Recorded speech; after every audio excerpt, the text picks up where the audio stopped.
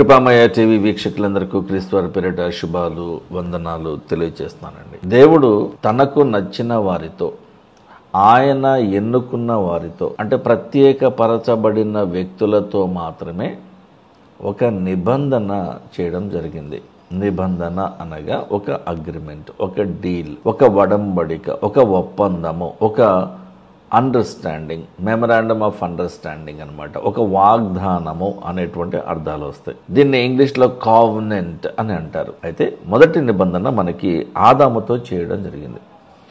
దేవుడు ఆదాముతో చేసిన నిబంధనలో రెండు భాగాలు ఉంటాయి. మొదటిగా ఆడమిక్ కావెనెంట్ అని అంటారు. అంటే దేవుడు ఆదాముతో చేసిన నిబంధన ఎప్పుడు అంటే ఆదికాండము 1వ అధ్యాయము 26 నుండి 29వ వచనం వరకు ఉన్నటువంటి ఇన్ఫర్మేషన్ మీకు చదివి వినిపిస్తాను. ఆ తర్వాత దీని గురించి మాట్లాడుకుందాం.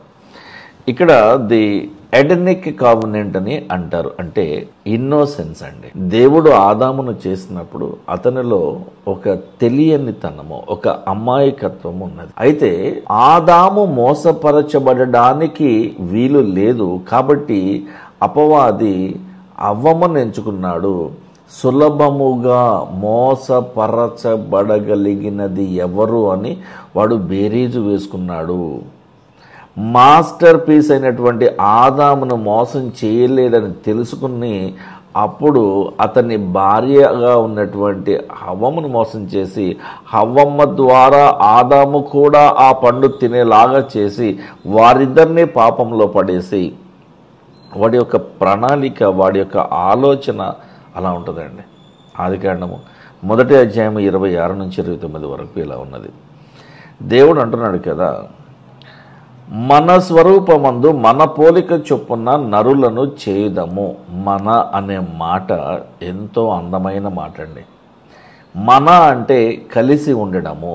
ఈ రోజున మన జీతము, మన పిల్లలు, మన కుటుంబము, మన సంసారము అని అనుకోవట్లేదండి భార్యాభర్తలు కూడా. నా జీతము, నా పిల్లలు, వీళ్ళు నీ పిల్లలు, నీ జీతము, నీ ఖర్చు, నీ సంపాదన, నీ సుఖము, నీ సౌకర్యము, నీది నీది నీది అనుకుంటున్నారు, మనది అనుకోవట్లేదు. కానీ దేవుడు ఆది నుండి మాట్లాడుతూ మన పోలిక చొప్పున మన స్వరూపమందు నరులను చేయుదామని ఆయన అన్నాడండి. దేవుడే అన్నాడు. వారు అనగా మన పోలిక చొప్పున చేయబడబోయేటువంటి ఈ నరులు ఎలా ఉంటారంటే, ముందుగానే ఇంకా నరుని చెయ్యక ముందే నరుడి జీవితం ఎలా ఉంటుందో దేవుడు ప్రణాళికగా చెప్తా ఉన్నాడు. వారు సముద్రపు చేపలను, ఆకాశ పక్షులను, పశువులను, సమస్త భూమిని, భూమి మీద ప్రాకు ప్రతి జంతువును ఏలుదుగాక. ఏలడం అంటే ఏంటండి? రూల్ చేస్తారు. సమస్త అధికారము కూడా మనిషికి ఇవ్వబడినది కాబట్టి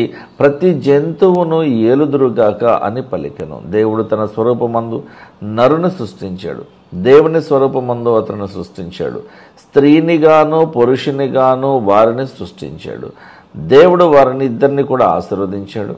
ఎలా అనగా, మీరు ఫలించి అభివృద్ధి పొంది విస్తరించి భూమిని నిండించి దానిని లోపరుచుకోండి.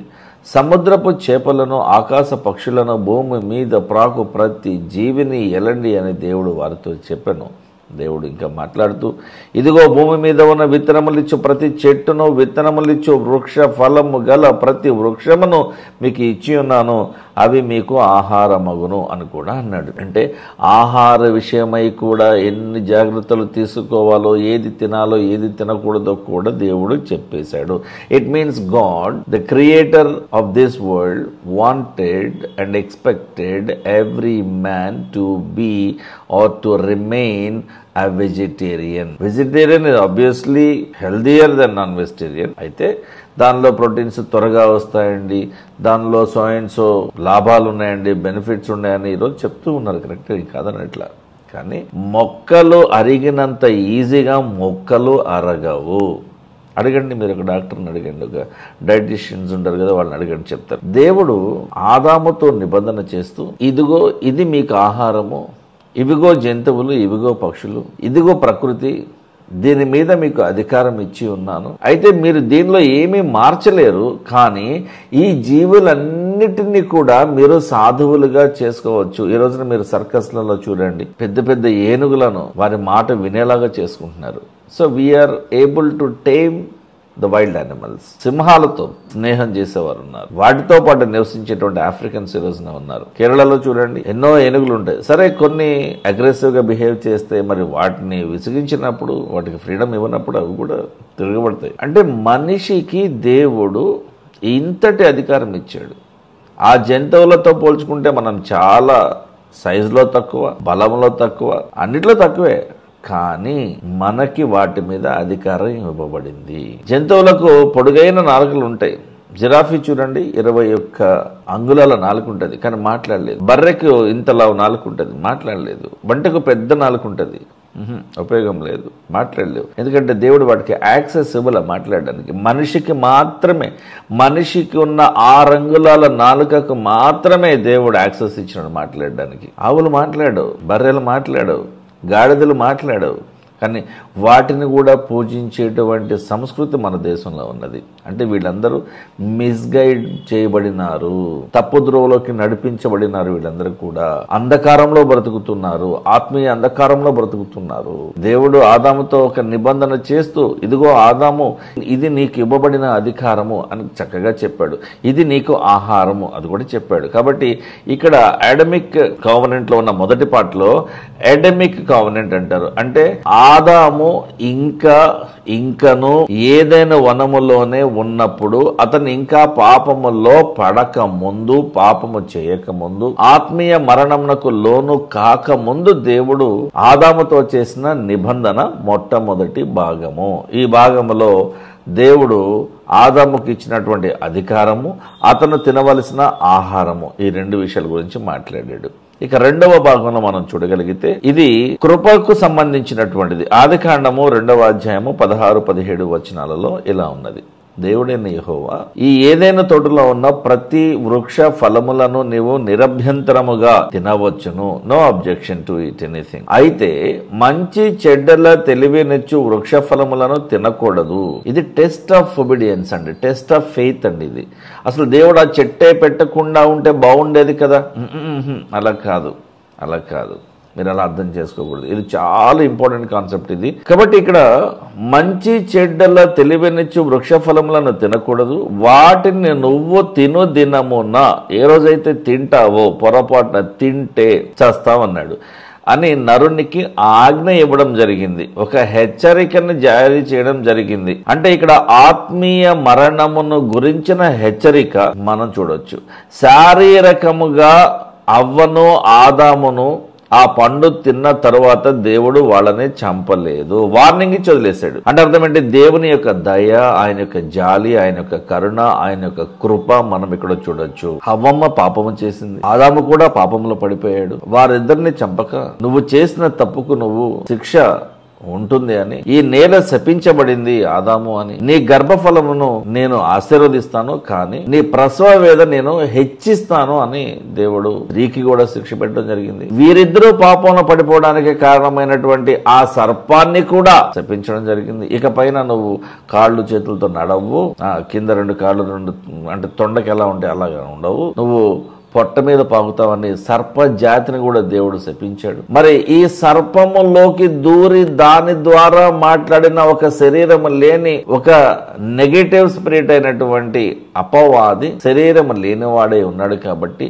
మరి వాడు ఒక శరీరాన్ని వాడుకుని దానిలోకి దూరిపోయి మాట్లాడతాడు. కాబట్టి సాతాను ఆ సర్పములో దూరాడు. కాబట్టి మరి ఈ సర్పము ఎలాగ చేయడానికి, మాట్లాడడానికి, సర్పం మాట్లాడగలదండి, కానీ సర్పం మాట్లాడేది. మరి అవ్వమ్మకి ఆ తెలివి కూడా లేదు. నేను అందుకనే సెకండ్ హ్యాండ్ హ్యూమన్ బీయింగ్స్ అని అంటాను కొంతమంది. అయినా కూడా వాళ్ళకి కోపం వస్తుంది, అర్థం కాదు, అర్థమైనడు కోపం రాదు. ఆ అపవాదిని కూడా వాడికి కూడా చెప్పాడు దేవుడు, ఇదిగో నీకును స్త్రీకిని, వాని సంతానమునకును నీ సంతానమునకును ఇదిగో ఇంత పెద్ద యుద్ధం జరగబోతుంది.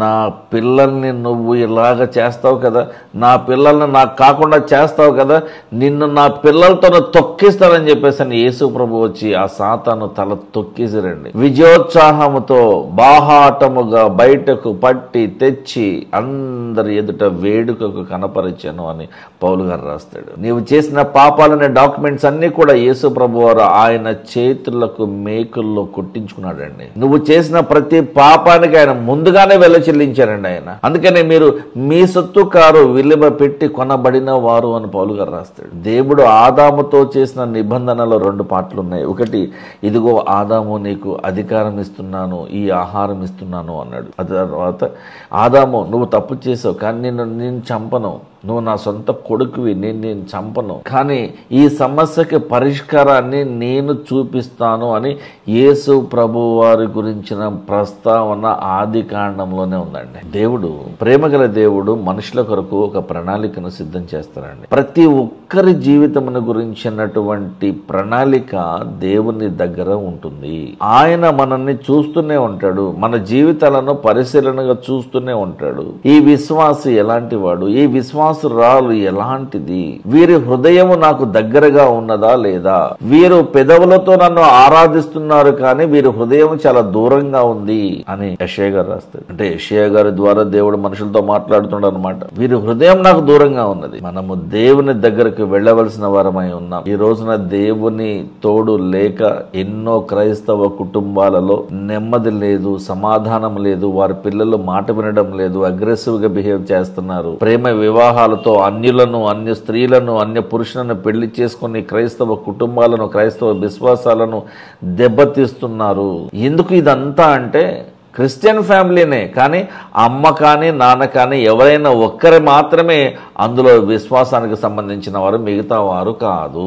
నాన్న బైబుల్ చదువుతాడు, ప్రార్థన చేస్తాడు, చర్చికి వెళ్తాడు, కానీ అమ్మ ఎప్పుడు ఇట్లాంటివి చేయదు. కానీ క్రైస్తవురాలే ఆదివారానికి ఒకసారి చర్చికి వెళ్తుంది పొరపాటున, వంట అంతా చేసి లాస్ట్లో ఆమెనంటారు కదా, ఆశీర్వాద వచనం ఇచ్చేటప్పుడు వెళ్తుంది అనమాట అక్క. లేదు కొన్ని కుటుంబాలలో తండ్రి తాగుబోతాయి అంటాడు, క్రైస్తవుడే, ఎప్పుడు చర్చి కూడా రాడు ఈయన, ఒకవేళ వచ్చినా కూడా అక్కడ ఉన్న సహోదరులను కలవడానికి లాస్ట్ మినిట్ లో ఊక్కుంటూ తూక్కుంటూ వస్తాడు. అక్క మాత్రం చక్కగా ఉదయాన్నే బైబిల్ తీసుకొని ఆ 3 గంటలో 4 గంటల్లో ఆరాధన క్రమంలో చక్కగా ఉంటుంది. కానీ పిల్లలు ఎందుకు రావట్లేదో క్వశ్చన్ చేయదు.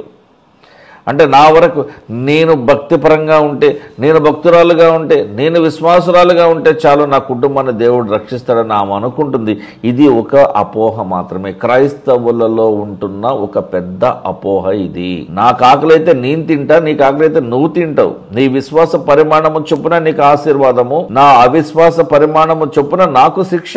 ఇది మనం అర్థం చేసుకోవాల్సిన విషయాలు ఇవన్నీ కూడా. దేవుడు నోవహుతో నిబంధన చేశాడు, మోషేతో నిబంధన చేశాడు, అబ్రహాముతో నిబంధన చేశాడు, దావీదుతో కూడా నిబంధన చేశాడు. కానీ అవన్నీ కూడా ఒకటే ప్రణాళికకు సంబంధించినటువంటి నిబంధనలు కావు.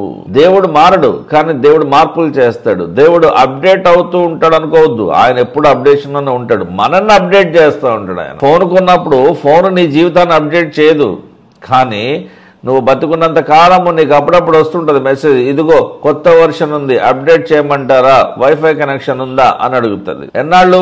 ఆ ఫోను బతుకున్నంత కాలం మాత్రమే అప్డేషన్స్ వస్తాయి. ఒక్కసారి దానిలో టెక్నికల్ ఎర్రర్ వచ్చిన తర్వాత మీరేం చేయలేరు. ఇక ఎలాంటి అప్డేషన్ మెసేజ్ మీకు కనబడదు. అంటే దానికి ఒక ఆయుష్కాలం ఉన్నది, దానికి ఒక జీవిత కాలం ఉన్నది. నీ జీవితం అంతా కూడా దేవునికి సమర్పించగలిగితే ప్రతిరోజు, ప్రతి క్షణం నువ్వు చేసే ప్రతి పనిలో కూడా దేవుడు మీకు తోడుగా ఉంటాడు. ఆ రోజు ఆదాముతో చేసిన నిబంధన మనిషితో చేసిన నిబంధన.